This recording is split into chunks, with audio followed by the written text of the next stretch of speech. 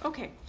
Good morning. We are on the record in the matter of People versus Scott Lee Peterson, case number SC 055500A. If counsel would like to state their appearances, starting with counsel for Mr. Peterson. Good morning, Your Honor. Paula Mitchell, Los Angeles Innocence Project for Scott Peterson. Thank you. Good morning. And counsel for the people. Good morning, Your Honor. Attorney Vasquez, District Attorney's Office, Stanislaus County for the people. Good morning. Olivia Flagger, District Attorney's Office, Stanislaus County for the people. Good morning. David Harris for the people. Good morning. Anna Ranks, people, Your Honor. Thank you. Good morning. And Mr. Peterson is present via Zoom. Mr. Peterson, can you both see and hear the proceedings? Yes, I can. Thank you, Your Honor. And do we have your consent to appear via Zoom this morning? Absolutely, Your Honor. Thank you. All right, thank you. We are on this morning for the defense motion to seal. The motion to seal was directed at a single exhibit that was attached to the motion under Penal Code Section 1054.9, as well as the people's opposition to that motion to seal and the reply that was filed on behalf of Mr. Peterson. I'm prepared to hear argument if all parties are ready to proceed. This was the defense motion. Ms. Mitchell, I will hear from the defense first. Thank you, Your Honor. The motion to seal that's before the court is pretty straightforward and simple. Mr. Peterson is seeking to keep private certain witness information that was obtained from police reports for all of the reasons stated in our pleadings. So unless the court has any questions for us, we're prepared to submit on our pleadings, and we would respectfully ask for an opportunity to respond to any arguments the prosecution may raise today. Okay, that's fine. You'll get an opportunity to reply. I guess the question that I have is every version of the exhibit, the one that was attached to your motion to seal and the one that was attached to the 1054.9 motion that is the target of the motion to seal, were filed with the court redacted. What is it exactly that you're seeking the court to seal, since everything that is in the record already has the redactions that you're looking for? We're just asking for those redactions to be kept in place so that that information is not made public. Okay, thank you. Comments by the people? Thank you, Your Honor. Good morning. Good morning. I'll be brief. First, there was some debate on our end as to what was actually being requested by the defense in their motion to seal. Was it to file under seal solely that November 14th letter requesting post-trial discovery that they sent to our office, or were they looking to seal more? So we had some debate amongst ourselves. And the reason for that is the language in their motion makes it unclear they're asking for exactly, because on page 4, line 21, they write, defendant Scott Peterson is asking this court for permission to file certain information under seal and a redacted exhibit that is public-facing in support of his motion for post-conviction discovery. The motion further states the redactions cover personal identifiers of witnesses, potential suspects, individuals with knowledge of potential suspects, and other sensitive information related to counsel's investigation. This seems to suggest more than just the November 14th letter, since both the motions and the multitude of exhibits attached to both motions contain redactions or omit information up to and including the point of having anonymous witnesses. Further, what we viewed as a potentially very vague and therefore expansive request also asked the court to permanently seal the items. This is evident in Mr. Harris's statement to the court when we were here last, where he said, as of this hearing, and it remains true today, we don't know who these witnesses are. This includes DM, ST, KM, KW, TS, and KD, assuming I have those letters correct, because some of the redactions were such that it was kind of hard to see the letters. So this remains our concern. In his reply, the defense attacks the prosecution at one point and essentially accuses the people of lying to this court about witnesses who have not been identified to the people. That was at page 2 of their reply on line 10. Yet it was in fact counsel who stated, the identity of the witnesses whose names are redacted in the declarations that Mr. Harris is referring to have stated they are fearful of retaliation by the Modesto Police Department if their names become known, and have asked that their names remain sealed. That's at the transcript on page 15. We just wish to ensure that in responding to these motions with very lengthy attachments, that we're able to address in a very fulsome way all of the various allegations being made in those documents. Further, as we've noted, they have requested redactions in that letter of 40 individuals and 2 addresses. Of those, 10 individuals and 2 locations are actually identified in the defense filings or their informal discovery requests. So a full 25% of those people, their names are already out there. Almost immediately upon the time of their filing, all of those documents were published by the media, so the information is out there. It begs the question how serious they are about protecting the names of these people, given that, at least outside of the people whom they only identify by initials. So there's a simple solution to that. If the concern is sealing of that particular letter, that particular letter as an exhibit could be withdrawn from the motion. It does not add to their motion. It's not necessary to their motion. It largely provides the same information as what is contained in their motions. And it also injects a lack of clarity, since frequently what is suggested in the footnotes regarding what the content of the exhibits will be is not necessarily what is actually provided in the motion and the attached exhibits, and contains a vast amount of irrelevant statements. So the defense's actions also speak to the seriousness of this motion. They now claim that the people are wrong, that the California Rules of Court 2.550 and 2.551 govern this motion to seal. That's in their reply at page 4, line 3. When it was the defense that filed this motion in the first place, stating this motion is made pursuant to California Rules of Court 2.550 and 2.551. The defendant does admit in his reply in a footnote that Mr. Peterson's motion to seal cited California Rule 2.550, 2.551, not that it was made pursuant to those sections. This sort of hit and run approach deprives the people of really understanding on what basis the defendant is claiming the legal right to seal anything. Instead of starting over, they just simply say, well, oops, and move on. Even under the defendant's new position, however, those rules are a good starting point. I would like to address one comment in defense counsel's motion that we have refused to provide any discovery to which they are entitled, is the claim. And I'd just like to note that current counsel substituted in and replaced prior habeas counsel on the pending habeas on November 13th of 2023.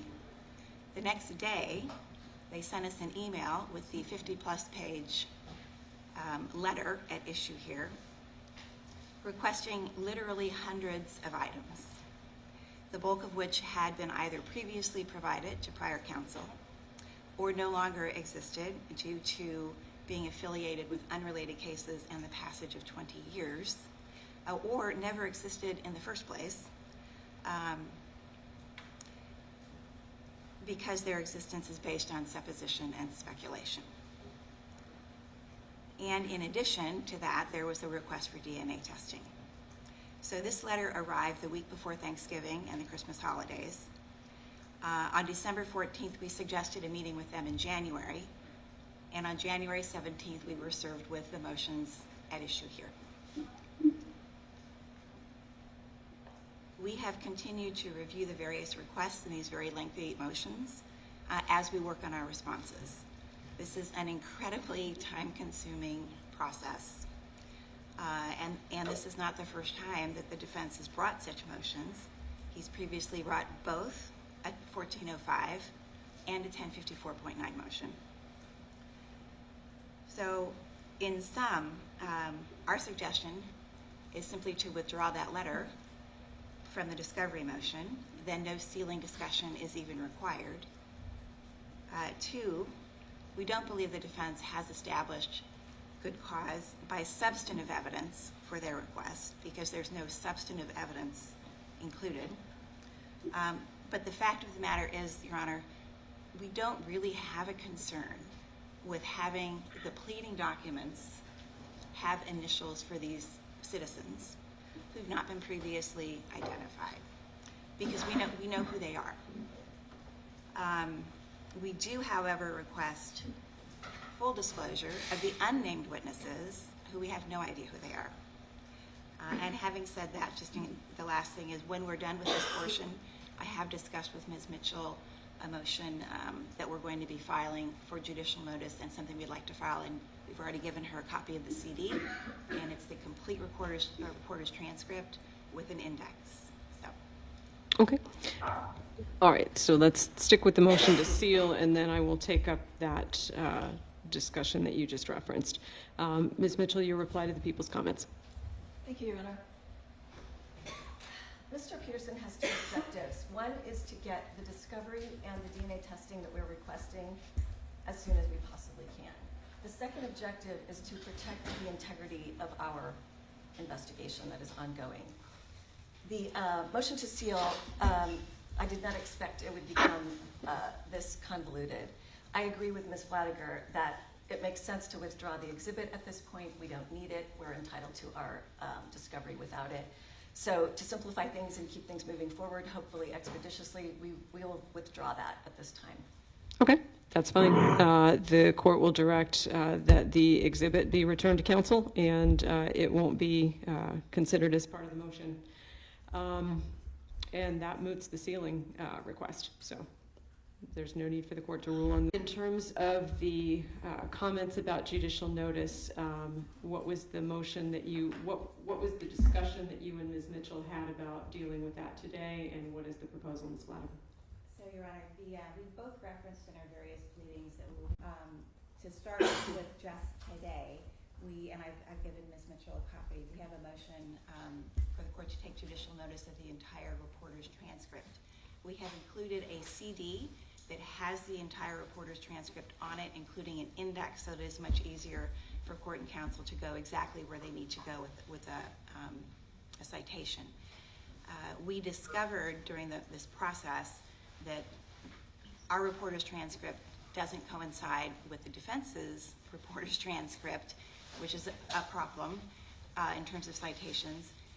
And so we're trying to address that issue now, early, and make sure we're all citing to the same transcript. We will, at a later time, I think with the filing of our motion next Monday, also be requesting additional judicial notice, and we will include at that time additional CDs, and that includes some of the very documents the defense has requested as well, such as the new trial motion, California Supreme Court opinion, petition for habeas, and a variety of other documents. We'll put them all in one CD. Okay. So what is the proposal for today? Are you essentially just previewing that that's coming, and are we trying to set some kind of a filing schedule for the request for judicial notice in case there's either opposition or a difference between what the people are asking for judicial notice of and what the defense is seeking judicial notice of? Well, if Ms. Mitchell is in agreement, we'd like to go ahead and submit this motion to the court today. I don't believe she has an opposition to it. If we get the disc in the hands of the court that much more quickly. Okay. Ms. Mitchell, comments by the defense? I haven't had an opportunity to look at this yet. I would like to review it and compare it with our copy of the record and make sure I understand what the differences are. But I don't foresee any objection. I just would like an opportunity to review it first. Okay, that's fine. So if, Ms. Fladiger, if what you're asking is for permission to file the request for judicial notice and lodge the materials that you're seeking judicial notice of here in the courtroom, that's fine. You can do that when the hearing is concluded. We can provide a file stamped copy to Ms. Mitchell on behalf of the defense. How do we want to handle determining whether there is going to be any opposition or any additional request for judicial notice, Ms. Mitchell, once you have had a chance to look at the materials the prosecution is lodging? We can handle it however the court would like. We could provide the court and prosecution. Right, understood. I just want to have an opportunity. I essentially want to build in a process by which you get a ruling on your request for judicial notice. So maybe we could file a non-opposition. If everything is agreeable, we could just file a notice of non-opposition. Okay, and then if there is any opposition, you can simply file an opposition, and the court will cause the matter to be calendared once it has an opposition. Thank you, Your Honor. Okay, that's fine. Is there anything else we need to take up on the record for today's proceedings? Nothing from the defense.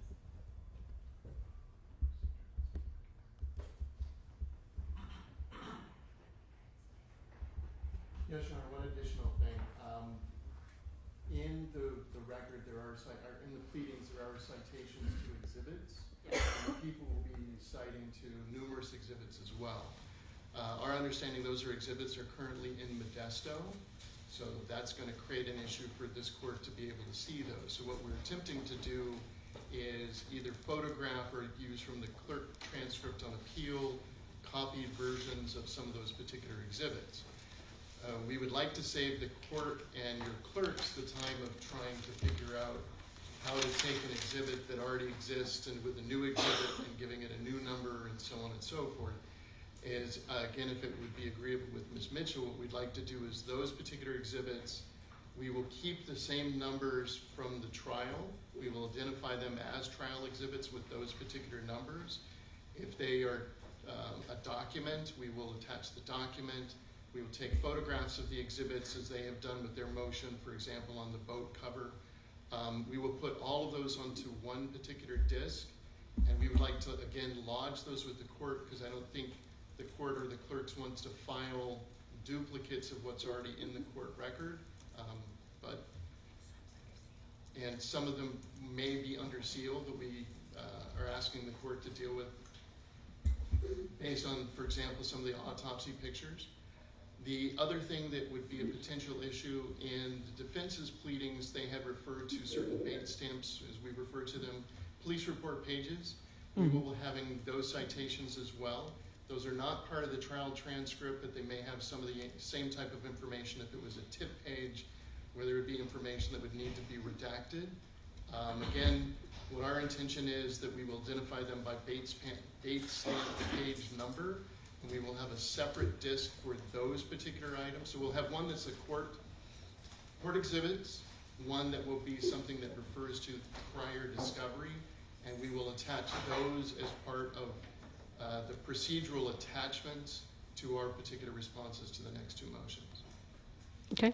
So essentially what you're asking is to whether or not, Ms. Mitchell, are you going to have any objection to either the procedure or the nomenclature for exhibits that's proposed by the people in their filing of responses?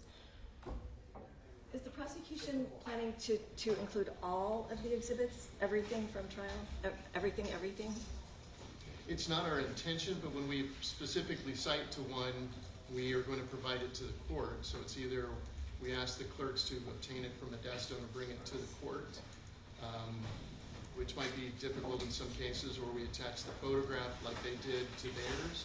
So we think that's the easiest for the specific exhibits that we are going to use. If the defense wants us to include some, we could add those to the discs as well if they'd identify them for us. Okay, so bottom line, what you're proposing, Mr. Harris, is that when you file your responses to the pending motions, with either the trial exhibit or photographs, you want the numbering conventions for those exhibits to remain consistent with the trial to save duplication of effort. You're willing to meet and confer with the defense to include in the materials that are provided to the court with trial exhibits anything that they might be citing to.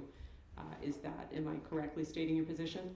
Yes, that's acceptable to the people. And Ms. Mitchell? No objection. Okay, that is fine. To the extent that you believe that it is necessary to file any of those things under seal or lodge them and seek court permission to file under seal, that will require a separate motion. I can't do that by stipulation. But you know, the process that we went through today,